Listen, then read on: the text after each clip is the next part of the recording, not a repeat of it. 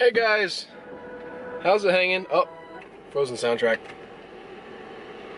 It's a staple in our van. Fortunately, not one of the loud songs. My wife listens to that CD all the way through. Best $10 purchase I ever made. Yes, I bought a CD in the age of digital media. Whoa, there's a car. That's why this is dangerous. I'm a bad person. Halloween is tomorrow. By the time I record the second part of this, it'll be today, because I get off at 1 o'clock in the morning. I'm not gonna be anything. I don't really do anything. I'm a Halloween Grinch. Are we recording? Yes, we are. Boom. I don't know. Like, dressing up seems like so much effort. Like, I hear people talking about costumes and stuff, but it seems like it takes a lot of time and a lot of money. And I have neither one of those things, so I don't do it. I don't want to get a cheapo costume from the store, you know, like some super thin, flimsy fabric thing. Just no. Like, you gotta spend money to do it right, and I don't have the money, and I don't really care that much. So tomorrow, for Halloween, we're gonna go pick out our Christmas tree. Because that's what I get excited about. Christmas! Who doesn't love Christmas? Boo on you. Christmas is the best of all the holidays. I know it gets stressful and stuff, and especially with my job. Like, we get a whole extra workload for Christmas, but I don't care. It's still awesome. It's still the best. Like, I love the tree and the presents and the lights, and I don't always afford to put up my own lights. You know, like, I can't do the whole Christmas deal necessarily, but I love the music.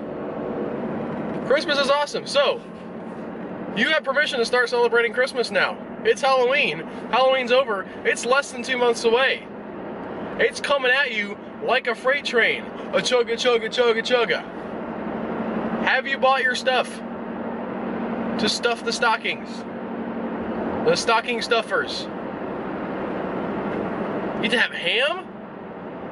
Have ham for, well, I mean, if you're any kind of sane person at all, you get to have ham for Christmas. If you're really smart, you buck the tradition and you have ham for Thanksgiving too, because ham is infinitely superior to turkey. If you don't do that, you at least have to, like, brine the turkey and possibly spatchcock it, which is where you, like, cut all the bones down the backbone and rip the backbone out and then display the turkey out flat so it doesn't cook as long, and you get to say spatchcock and grin like you're 13 years old. Ah, that's spatchcock. Ah! Spatchcocking is the best. Brining is the second best. Brine your turkeys, people. Be reasonable.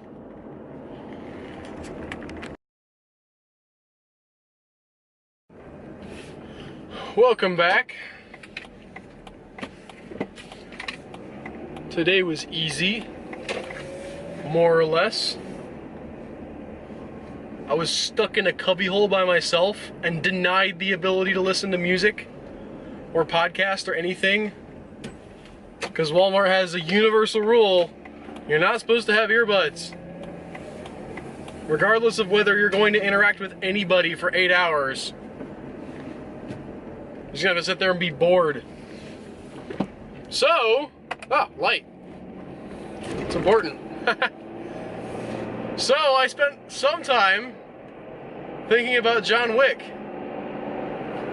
And specifically, something Tony Southcott mentioned during our podcast about John Wick,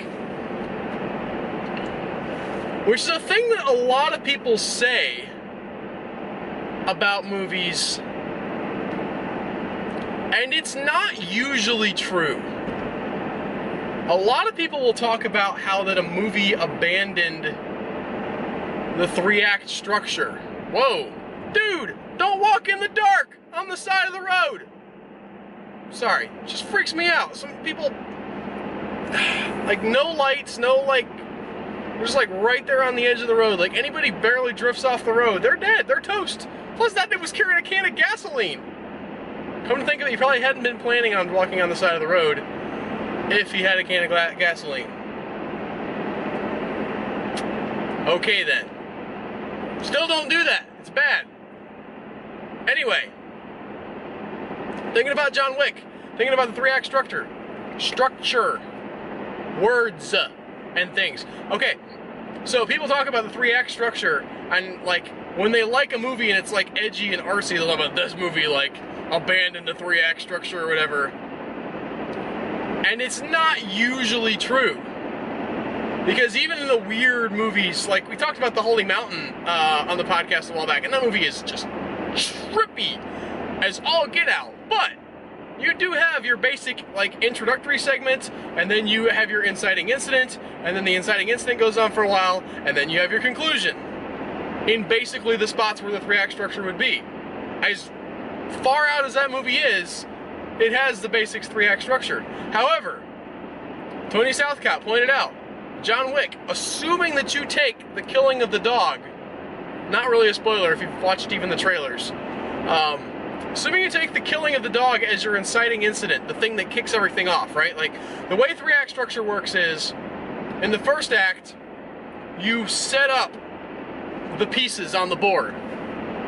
Doesn't mean nothing happens in the first act, but, like, the first act isn't your main conflict.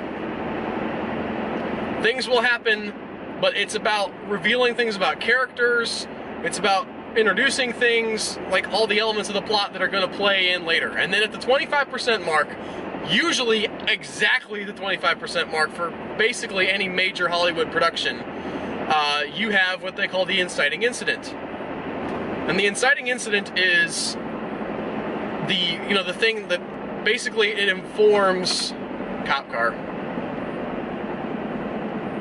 Boom. Ride like Batman in the dark. Don't follow me. Boom. Don't follow me. Also, not very sneaky with his headlights on back there. You can't see me. I'm like the wind. Alright, okay. Anyway. So 3-act structure, and then like in the middle act, the 50% of the movie after the 25% mark, you have the heroes trying to sort of fix the problem that got introduced at the 25% mark and failing, usually. You don't beat, Lord Voldemort in, the first 20 minutes of the movie because you got nowhere to go, right? Like you have to try and fail and get somewhere with this, but then this goes somewhere else, and then you get to the third act, which is everything kicks off. You finally figure out what the problem was from the beginning. You defeat the bad guy or figure out your life or whatever the movie's about. Like that's how it works. And as I said, assuming that John Wick has the 3-act structure and that it has the inciting incident being that the dog gets killed, it's an interesting conundrum because with John Wick, you have that inciting incident, he has his revenge story, and then, I don't want to spoil too much, but that part gets kind of wrapped up, and then they move into a different part at the end of the movie. Again, you could sort of maybe make an argument for no, the real inciting incident was somewhere else, like with the phone call or something, but ultimately I feel like that maybe I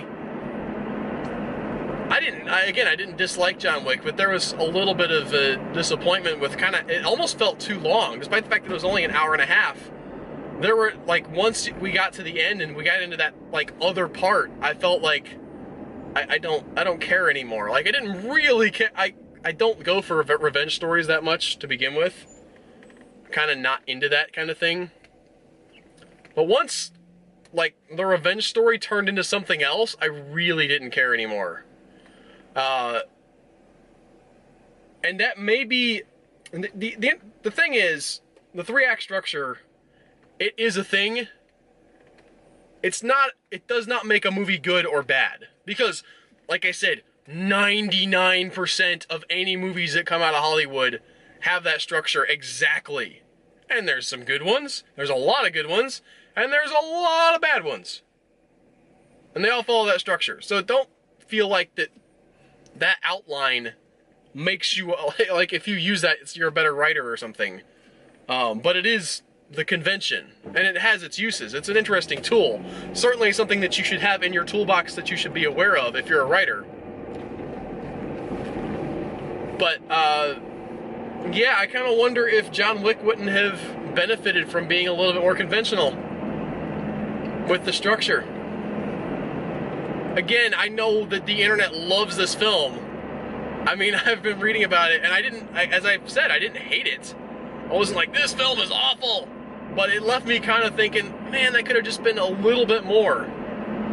And maybe I'm just too picky. I know I'm just too picky, but what are you gonna do? Anyway, Albert out. Oh, happy Halloween! It's Halloween time! Bop, bop, bop, bop, bop, bop. That was the Super Mario Brothers theme. I don't know what that had to do with anything. But yeah, happy Halloween, pumpkins and stuff. Bye!